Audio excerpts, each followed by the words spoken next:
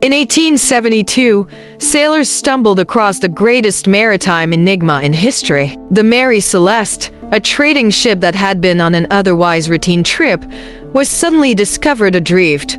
Its crew mysteriously vanished.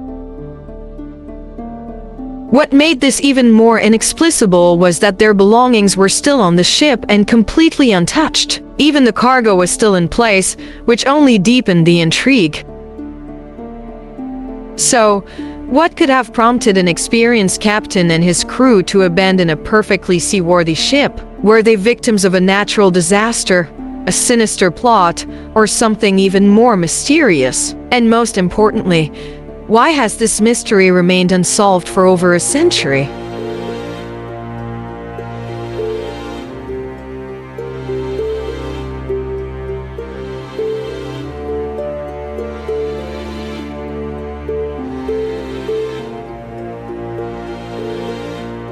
The Mary Celeste had its beginnings in Spencer's Island, Nova Scotia, where it was constructed and initially launched in 1861 under the name Amazon.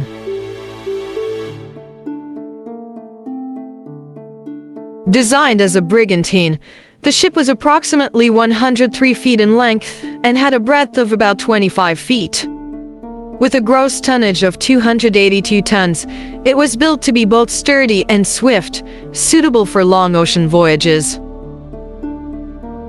These events led to a change in ownership and subsequently, a renaming. In 1868, the ship was purchased by an American mariner named Richard W. Haynes, who brought it to New York. There, it underwent extensive repairs and was rechristened as the Mary Celeste.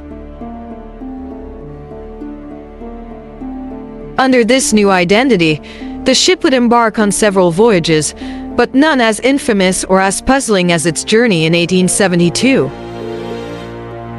On November 7, 1872, the Mary Celeste set sail from New York Harbor, bound for Genoa, Italy.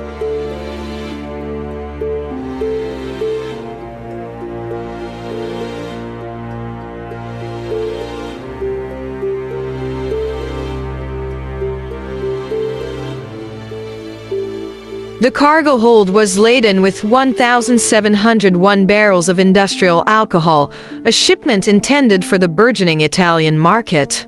The initial days of the voyage were reportedly uneventful, with the ship making steady progress across the Atlantic. That was, until almost a month later, the ship was found drifting aimlessly about 400 miles east of the Azores. On December 4, 1872, the British brigantine De Gracia, captained by David Morehouse, was navigating the waters of the North Atlantic when a crew member sighted a ship drifting aimlessly. Recognizing the ship, as both vessels had left New York just days apart, Morehouse was immediately concerned. Sending a boarding party, the crew of the De Gracia was met with an eerie silence.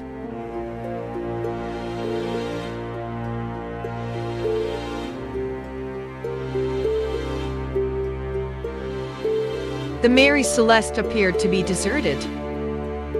Upon inspection, the ship was found to be in good condition, with its sails partially set and no apparent damage.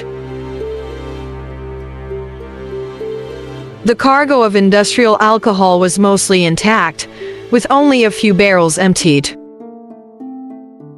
Personal belongings of the crew and passengers remained undisturbed, suggesting no signs of a struggle or hurried evacuation. However, the ship's logbook, which was last updated on November 25th, provided no clues about what might have happened in the intervening days.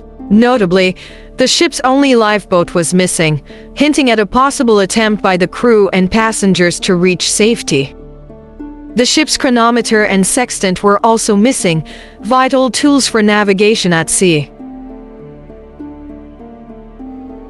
The De Gracia crew, sensing the gravity of the situation, decided to bring the Mary Celeste to Gibraltar for further investigation. One of the earliest and most prevalent theories centered on the ship's cargo of industrial alcohol.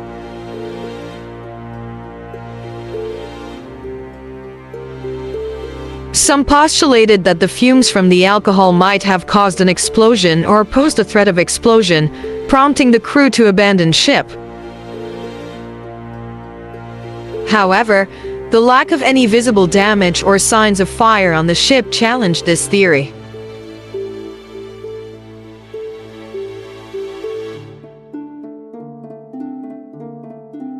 Another theory suggested that the crew, fearing the ship was taking on water, panicked and abandoned ship prematurely. This was based on the discovery of water in the ship's bilge, though the amount was not unusual for a ship of its size and age. Additionally, the ship was still found to be seaworthy when discovered by the Dei Gratia. Human actions such as mutiny or piracy were also considered. Perhaps a disagreement among the crew led to a violent confrontation, or pirates attacked the ship, taking the crew hostage. Yet, the untouched cargo and personal belongings left behind contradicted the typical signs of a pirate raid.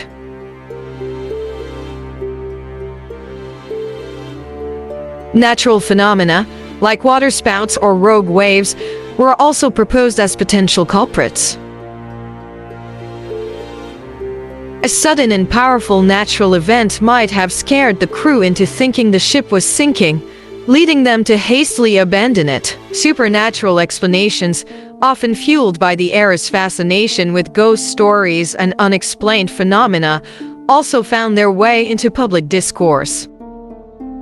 Tales of sea monsters, ghostly apparitions, and cursed ships added to the allure of the Mary Celeste mystery.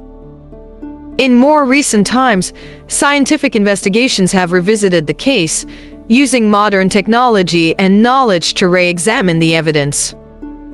Some researchers have pointed to phenomena like seismic sea waves or underwater earthquakes as potential explanations. Yet, despite the multitude of theories, no single explanation has been universally accepted. Upon the Mary Celeste's arrival in Gibraltar under the guidance of the Dei Gratia crew, an official salvage hearing began.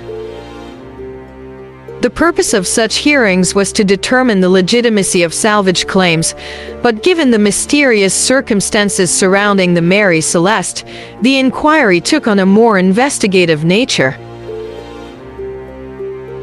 Spearheading the investigation was Frederick Solly Flood, the Attorney General of Gibraltar. He viewed the case with deep suspicion, considering foul play as a likely scenario. The initial examination of the ship revealed several points of interest. There were cuts on the ship's rail, which Solly Flood believed were caused by an axe. The ship's main halyard, a crucial piece of rigging, was found tied to a makeshift-sounding rod, which was unusual. These findings, combined with the missing lifeboat and navigational instruments, led Solly Flood to believe that a criminal act had taken place. However, as the investigation progressed, many of these initial suspicions began to unravel. The cuts on the rail were determined to be old and unrelated to the crew's disappearance.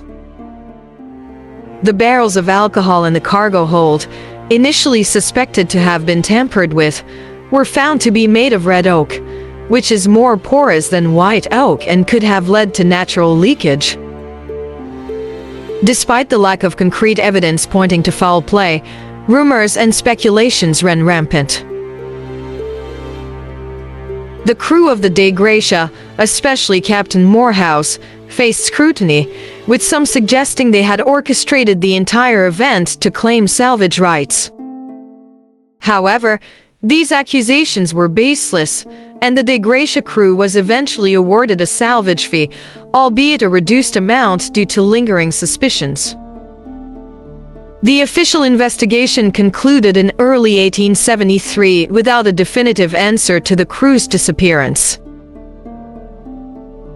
After the investigation in Gibraltar and the subsequent salvage hearing, the Mary Celeste resumed her life on the seas, albeit under different ownership and with a cloud of mystery forever attached to her name.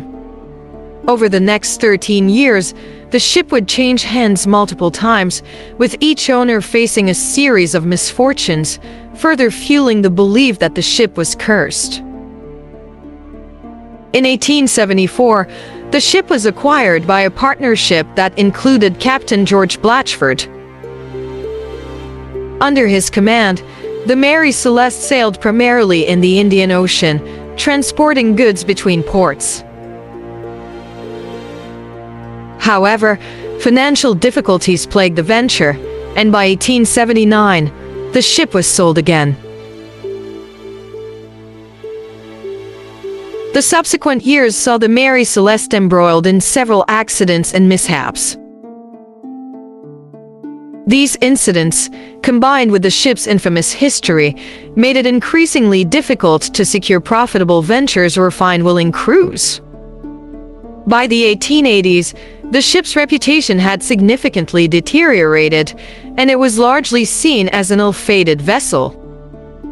The final chapter in the Mary Celeste story came in 1885. An American named Gilman C. Parker became her last captain.